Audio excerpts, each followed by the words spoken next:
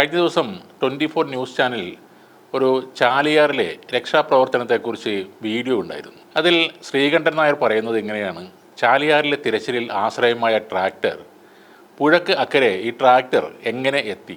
അതിനുശേഷം ആ വാർത്തയിൽ കുറേ ചെറുപ്പക്കാർ ചേർന്ന് മലവെള്ളം കുത്തിയൊലിക്കുന്ന ചാലിയാറിലൂടെ അതിസാഹസികമായി ഒരു മഹീന്ദ്ര ട്രാക്ടർ ഓടിച്ച് മറുകരയിലേക്ക് എത്തിക്കുന്ന വീഡിയോ കാണാം.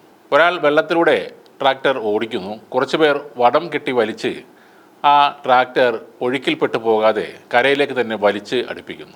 പിന്നീട് ആ ട്രാക്ടറാണ് വനത്തിനുള്ളിൽ നിന്നും മനുഷ്യരെ പുറത്തെത്തിക്കാൻ സഹായിച്ചത്. അതൊക്കെ ആ വാർത്തയിൽ തന്നെ വിശദമായി പറയുന്നുമുണ്ട്. പക്ഷേ ഒരിടത്തും ആ ചെറുപ്പക്കാർ സാഹസികമായി പുഴയിലൂടെ ആ ട്രാക്ടർ കടത്തിക്കൊണ്ടുവന്ന ചെറുപ്പക്കാർ ആരാണെന്നോ അവരുടെ സംഘടന ഏതാണെന്നോ പറയുന്നില്ല. ആ കുത്തിയൊലിക്കുന്ന ഒഴുക്കിനെ മറികടന്ന് ട്രാക്ടർ ഓടിച്ച ആ യൂത്ത് ബ്രിഗേഡ് അംഗത്തിൻ്റെ പേരാണ് സഖാവ് ഷിബിലി.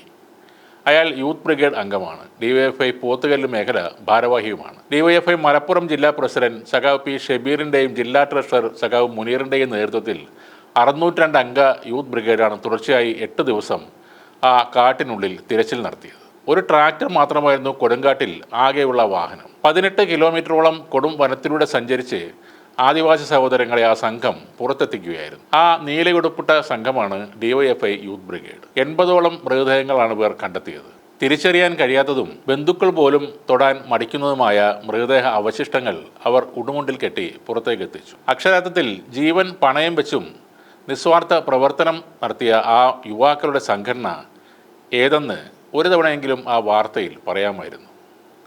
ഇനി മനഃപൂർവ്വം അല്ലെങ്കിൽ കൂടിയും അത് ഒഴിവാക്കാൻ പാടില്ലായിരുന്നു. പക്ഷേ DYFI യൂത്ത് ബ്രിഗേഡ് അംഗങ്ങൾക്ക് അതിൽ പരാതിയൊന്നും ഉണ്ടാകില്ല.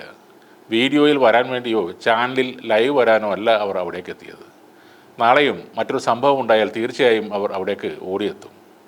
ഒരു പരാതിയും പരിഭവവും ഇല്ലാതെ തന്നെ അവരുടെ കടമ അവർ നിർവഹിക്കും. വയനാട്ടിൽ ജീവൻ രക്ഷിച്ചവരെ തന്നെ പരിഹസിക്കുന്ന വീഡിയോ ഷെയർ ചെയ്യുന്നവരും 11 കോടി രൂപ ദുരിതാശ്വാസ നിധിയിലേക്ക് സംഭാവന ചെയ്തവരെ ആക്രിപെറുക്കികൾ എന്ന് പരിഹസിക്കുന്നവരും അവരുടെ പണി തുടരുമ്പോഴും DYFI അവരുടെ ജോലിയും ചെയ്യുന്നുണ്ട്.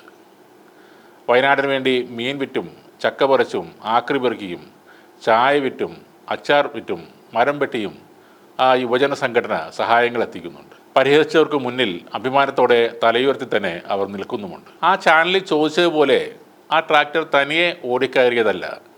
കുത്തിയൊലിക്കുന്ന ഏതു സമയവും മലവെള്ളപ്പാച്ചിൽ പ്രതീക്ഷിക്കുന്ന ചാലിയാറിൽ ഒരു കൂട്ടം ചെറുപ്പക്കാരുടെ ചങ്കൂറ്റമാണ് ആ ട്രാക്ടറിനെ മറുകര കടത്തിയത്. പൂത്ത ബ്രെഡും വലിയ ചിക്കൻ പീസില്ലാത്ത ബിരിയാണിയും ഉയർത്തി കാണിച്ച് ശ്രദ്ധ നേടുന്നവരല്ല വയനാട്ടിലെ രക്ഷകർ.